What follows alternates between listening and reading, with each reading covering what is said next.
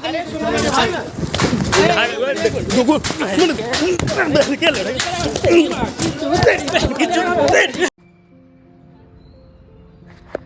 Everyone, बड़ों को नमस्ते और छोटों को प्यार।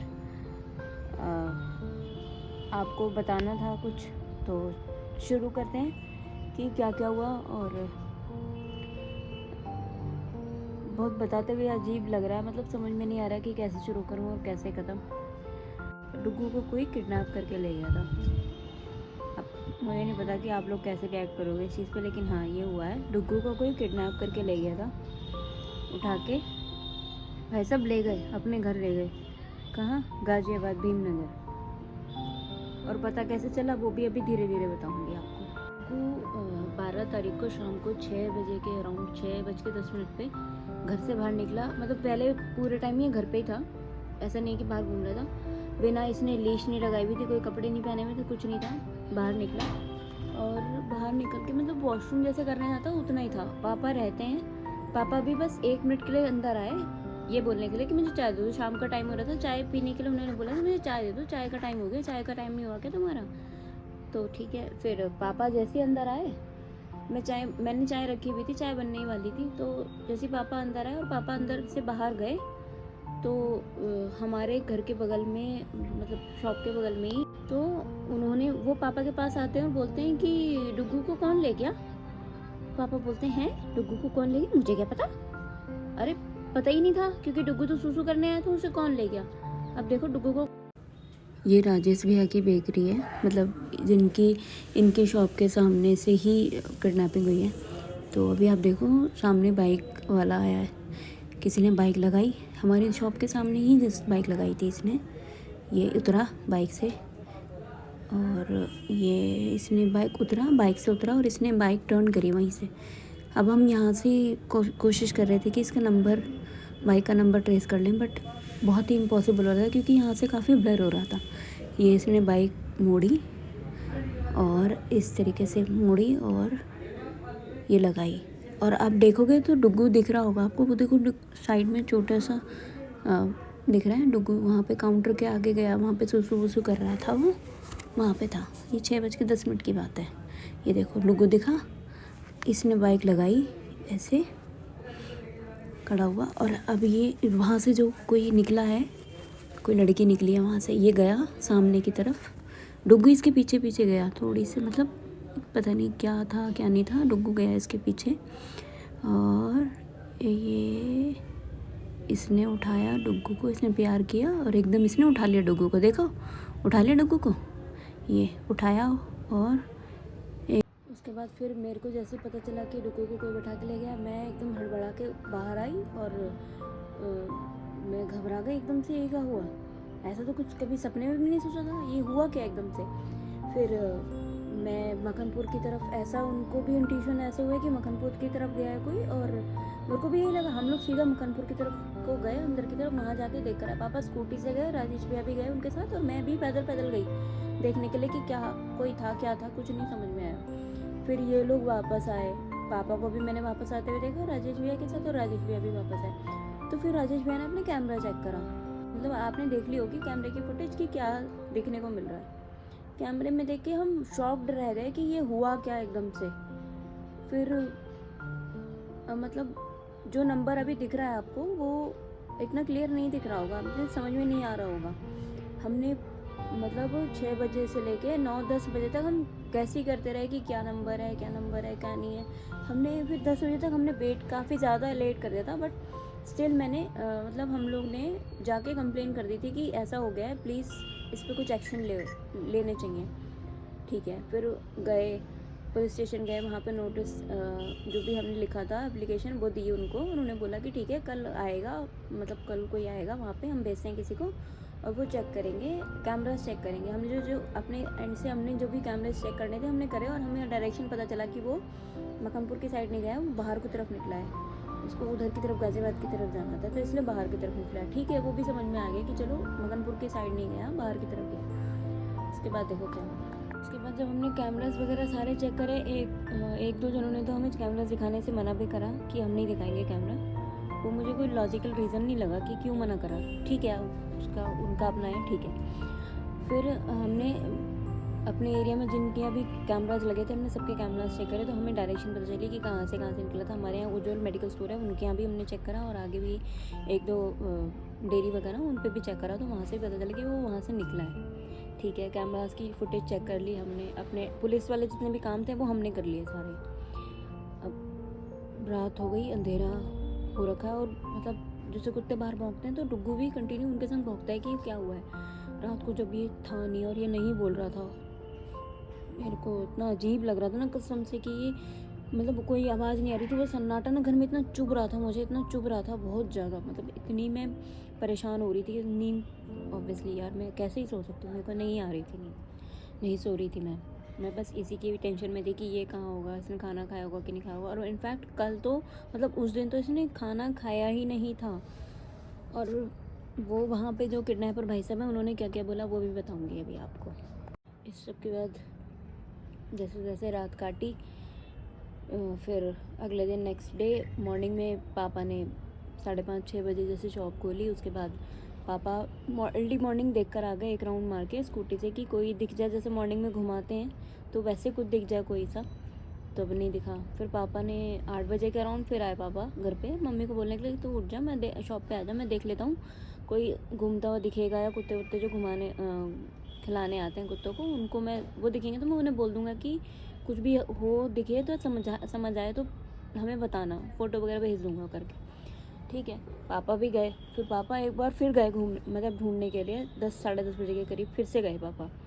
फिर ये सब लोग उठ गए थे, हम लोग कुछ ना कुछ चीज़ों में लगे हुए थे। हमें लग रहा था पुलिस वाला आएगा, जैसे उन्होंने बोला था कल कि मैं भेजूँगा किसी को, जो पेट्रोलिंग वाले होते हैं उन्हें भेजूँगा, नहीं कोई नहीं आया। 10:30 बज चुके थे, 11 बज चुके थे। मैं घर पे आई, मैंने कहा चल थोड़ा चाय वाय तो पी लेती हूँ। तो मैंने चाय बना रखी थी, मतलब मैंने सबको चाय दी थी, निधि भी बैठी हुई थी, वंश भी बैठा हुआ था। वंश और निधि घर में बैठे हुए थे, तो सडनली क्या हुआ, मेरे भाई और मेरी बहन ने उन्होंने एकदम से बोला कि दीदी ये नंबर ट्राई करके देखते हैं। तो मैं आपको नंबर भी बता दूंगी कि क्या नंबर है, मैं अभी लिख दूंगी नीचे स्क्रीन पे, देख लेना आपकी क्या नंबर है गाड़ी का। तो बाइक का नंबर जो था वो बोले, हम OQ, OG, OP पता नहीं अजीब अजीब नंबर ट्राई कर रहे थे, GD नहीं ट्राई करा था हमने। तो GD जैसे ही हमने ट्राई किया तब समझ में आया कि GD है। जैसी GD से हमने ट्रेस किया, वो भाई सारी डिटेल्स निकल के आ गई, नंबर कहाँ का है, कहाँ चलान कटे हैं, क्या है क्या नहीं है, कितनी तारीख को ख़रीदी थी बाइक, क्या थी, स्प्लेंडर थी बाइक। तो सारी डिटेल्स निकल के आ गई। फिर फटाफट हमने फॉरवर्ड करा कि इसकी डिटेल्स निकालो, कॉन्टैक्ट डिटेल निकालो, एड्रेस निकालो, जो सब पॉसिबल हो सकता था वो हमने करा। 12 बजे तक ये हम सब करके हमारे हाथ में सारी इन्फॉर्मेशन हो चुकी थी। फिर धीरे धीरे हम और क्लोज़ हो चुके थे कि डुग्गू को हम लाएंगे अब बस कैसे भी करके। फिर बस देर हो रही थी किसकी, कि सब लोग इकट्ठे हो जाएं फिर हम आगे जाएं। तो फिर 1 बजे के अराउंड शायद सब लोग इकट्ठे हो गए। फिर ये लोग गए वहाँ पे। मैं भी बोल रही थी, मैं बहुत जिद कर रही थी क्योंकि मुझे उसको देखना था कि उसकी कितनी हिम्मत थी ऐसे जो ये लेकर चला गया इसको। ठीक है कोई बात नहीं, वो तो एक अलग ही चीज़ थी, कोई बात नहीं, मैं नहीं गई, कोई नहीं। इसके बाद पहले ये लोग पुलिस स्टेशन गए पुलिस वाले को मतलब लेने के लिए। तो पुलिस वाले ने, वो तो आया नहीं, लेकिन उन्होंने क्या करा, उन्होंने एड्रेस वगैरह निकाल के दे दिया। ठीक है, फिर पापा ने, पुलिस वाले ने फ़ोन करा उसको जो किडनैपर था कि क्या है, तू कुत्ता लेकर आया है, वहाँ से उठा के चुरा के किडनैप करके उसे वापस दे गया। मतलब उसने अपने तरीके से बोला होगा, मैं तो वहाँ पे नहीं थी इन सब चीज़ों में, तो मुझे जितने इन्फॉर्मेशन है कि हाँ ऐसे ऐसे उन्होंने फ़ोन किया था इसको। तो कहता है कि मैं लेके आ रहा हूँ, आप कमला हॉल पे आ जाओ, गाज़ियाबाद में कमला हॉल है, वहाँ तक आ जाओ आप, तो मैं लेके आ रहा हूँ। फिर पापा और ये सब लोग वहीं पे कमला हॉल पहुँच गए, मतलब 2-2:30 के अराउंड। पहले तो जो 2 बजे तक तो वहाँ पे पुलिस स्टेशन में जो टाइम लगा होगा वो, फिर उसके बाद कमला हॉल पे पहुँच गए। फिर 2 बजे के बाद इसने एक मतलब 25-30 मिनट 45 मिनट के अराउंड इसने वेट करवाया कि मैं अभी आ रहा हूँ, मुझे 10 मिनट लग रहे हैं, मुझे 15 मिनट लग रहे हैं, मुझे 10 मिनट लग रहे हैं, मैं ऑफिस से आ रहा हूँ, मैं यहाँ से आ रहा हूँ, वहाँ से आ रहा हूँ। इसने ये करा, मतलब वेट करवाया इसने तबीयत से पापा और को। ठीक है कोई बात नहीं, इन्होंने वेट करा क्योंकि इनको डुग्गू का था कि डुग्गू बस कैसे भी करके हमारे हाथ में आ जाए फिर बताएंगे इसे। ठीक है, फिर क्या हुआ कि ये वहाँ पहुँचा कमला हॉल पे। फिर कहता चलो एक काम करो, आप ना घर की तरफ चल लो, वहाँ चल लो। ठीक है भाई, घर की तरफ चल ले। फिर ये लोग सब गाड़ी से उतरे और गए पैदल पैदल इसके घर तक, क्योंकि अंदर गलियाँ थी, वहाँ गाड़ी नहीं ले गए थे, अंदर गए। हाँ जी, तो जब ये अंदर जा रहे थे, वो भी मैं अभी आपको दिखाती हूँ कि क्या हुआ था अंदर जा रहे थे जब।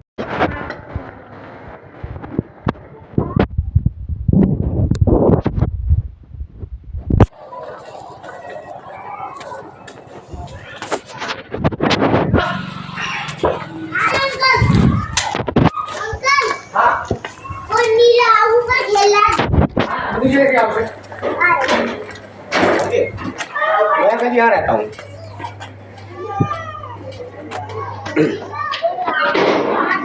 बच्चे हैं, सब कुछ है मेरा यार, समझे। और बेचारा रात फील्ड में ऐसे कर रहा, उसके बाद मोटरसाइकिल का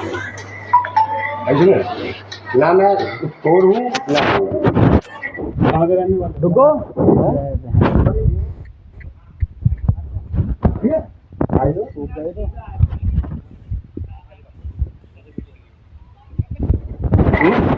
क्या हो बेटा?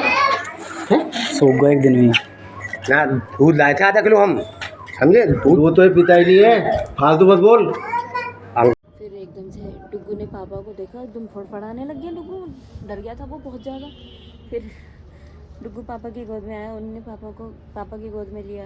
जी मैंने तो देखा ही, आपने अभी क्या क्या बोला इसने कि जी मैंने तो इसे 1/2 किलो दूध पिलाया है जबकि ये दूध नहीं पीता। दूध पिलाया जी मैंने तो इसे, ठंड में काँप रहा था पूरी रात, बताओ।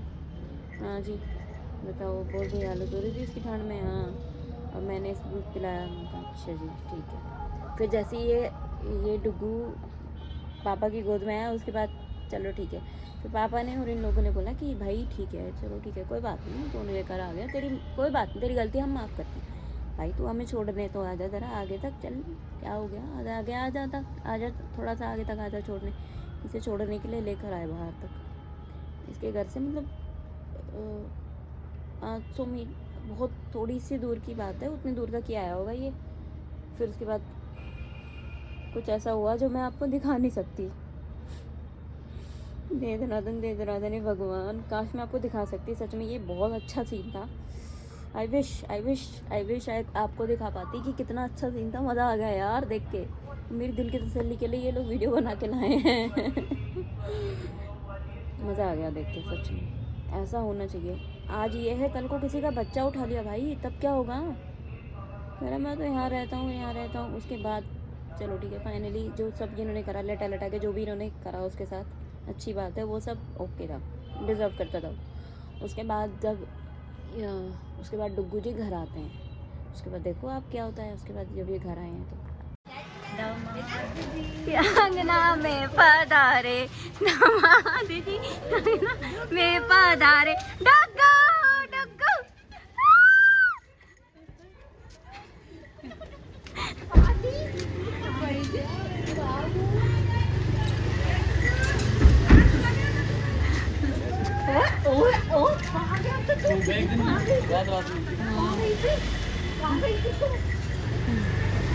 ऐसा लग रहा है जैसे दुल्हन आया हो कोई। वो कैसे मिला? रात को तो हम उसमें दिमाग लगा रहे थे कि वो जी नंबर वाले, सुबह मैंने लेकर आ गया डुग्गू को भाई साहब अब जाके चैन आया, कसम से बहुत परेशान।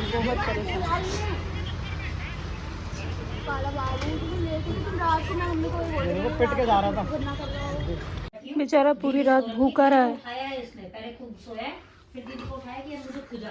भूखा था पूरी रात से यार, खाना भी नहीं खाया था उसने। और अपने टॉय से ही खेला, तो साथ ही इतना टॉय खेला और इस पर उछल रहा है कि मुझे ट्रीट दो।